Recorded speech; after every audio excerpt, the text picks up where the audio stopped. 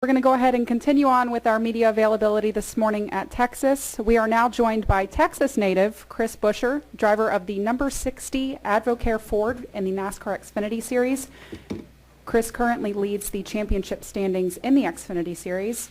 Chris, I understand you did a bit of media in Dallas before heading out here on Thursday or yesterday. Talk about being back home and racing at Texas.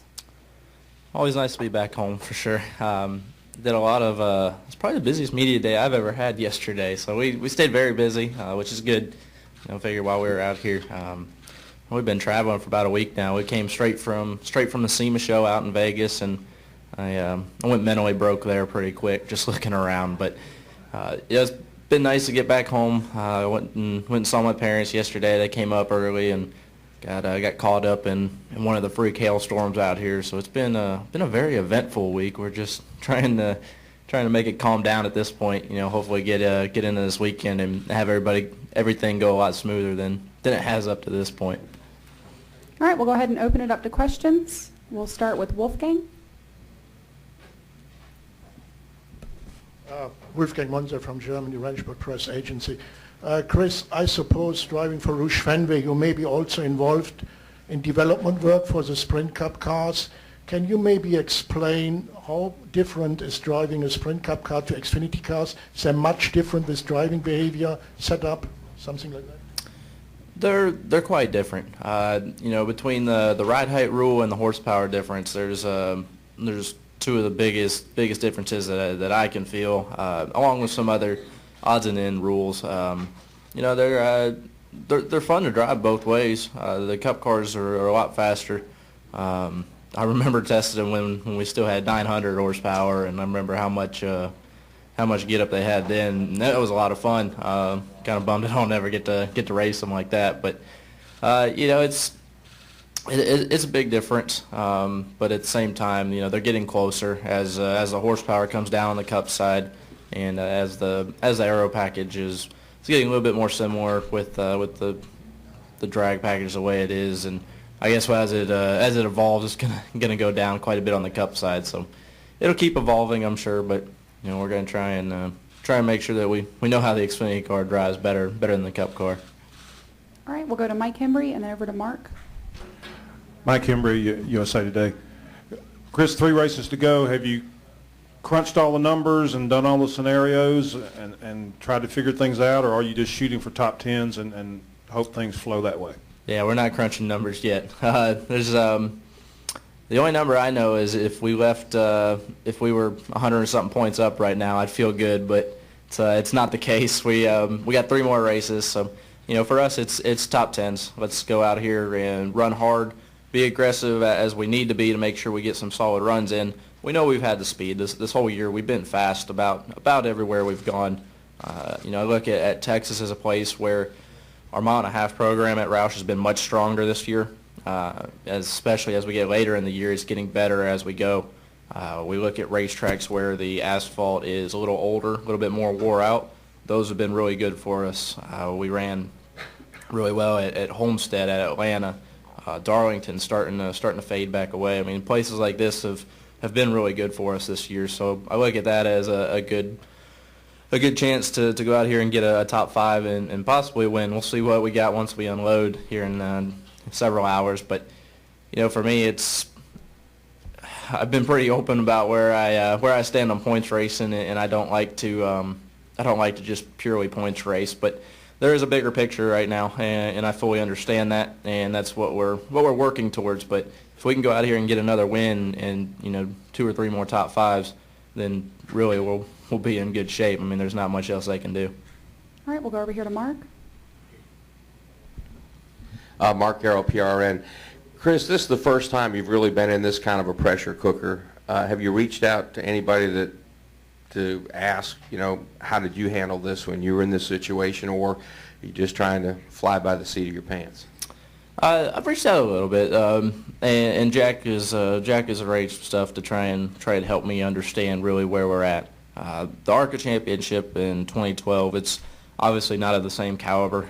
It was a little bit more cushion there at the time, and here we are. We're in these last 3, and it's been extremely competitive. We've bounced around that 30-point to 20-point range pretty much the last 10, 15 weeks, it seems like. So, when you look at it like that, it is going to be tough through the last 3, but if we can just do what we've been doing and keep it in that 20, 30-point range when we get to Homestead, I feel really good about our chances. I mean, Homestead's another one where I feel like we should have a really legitimate shot at winning a race, at least a top 5. Honestly, Phoenix is the only one where, I feel like we need a top 10 out of it. And if we're better than we've been there in the past, we'll be okay. So we're just going to try and work towards that. But I've been able to sit down with Ricky and go through his two championships on the Xfinity side, and he told me that both of his were very different. One, he led up to the end and had to be a little bit defensive, and the other one, he was trailing and had to just be as aggressive as possible to go get it.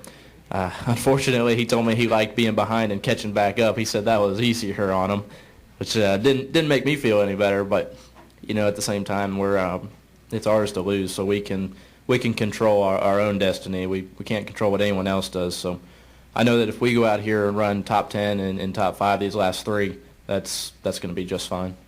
All right, we'll go to Joey and then to Jim Utter. Joey Barnes, TributeRacing.com. Chris, you've had a good year so far this year. Any plans for 2016 that are set yet?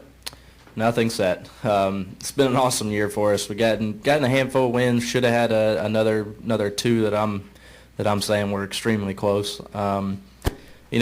Look towards next year, and more than likely we're going to be doing another year of Xfinity, and I'm good with that. And I think as you look through, there's been a handful of names that have been rushed up ahead and tried to be put into something that they may have thought they were ready for, but it's a very big jump up to the next level. And I'm glad I got the handful of starts I did with Front Row earlier this year, because it made you realize really quick that the competition level is a lot different.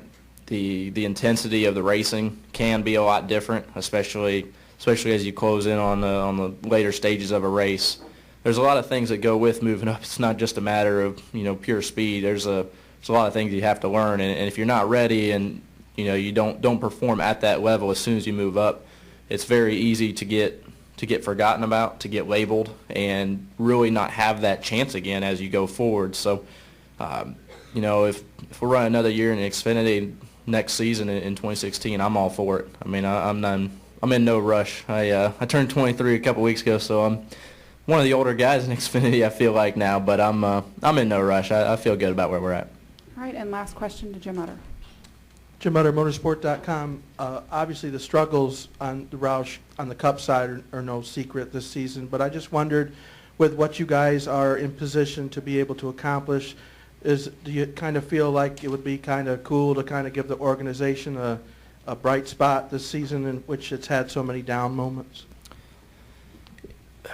Yeah, I mean, like you said, the Cup side is not hidden from anybody. Everybody knows the situation there, and everybody from our side of it is working extremely hard to fix it. We're a bunch of racers. We don't like running that way. I promise you that. And everybody in the shop is just as competitive as every one of the drivers. I mean, there's guys that really want to go out there and win and have been working at Roush for 30-plus years and are ready to get back to where we've been in the past on the Cup side. So, when we look at our side of things, it's been a really good year for us. And I don't have a good explanation as to why it is different between the two. I know that we have 4 teams on our side that work extremely well together. We have good notes from many years of a package with rules that have hardly changed or have just mildly changed and had some variances in. And that's enabled us to have a really good notebook as we go back to most of these racetracks. We have, 8, 10, 20 races on this package at some of these racetracks that we go to, and that's an excellent notebook to look at and build off of when we go back to these places for the next time. So I think when you look at it like that, that's really helped us on this side, whereas the Cup side, as you're trying to catch up, if something changes as you've just figured something out that's helping you a little bit, you're starting over. You don't ever have a good baseline for the next change, and I think that's set us back a little bit more than it has than I think we thought it would. And I think that on the Xfinity side with the rules package, staying pretty consistent, that has helped us a lot. All right, Chris, thanks for joining us today, and good luck tomorrow. Thank you very much.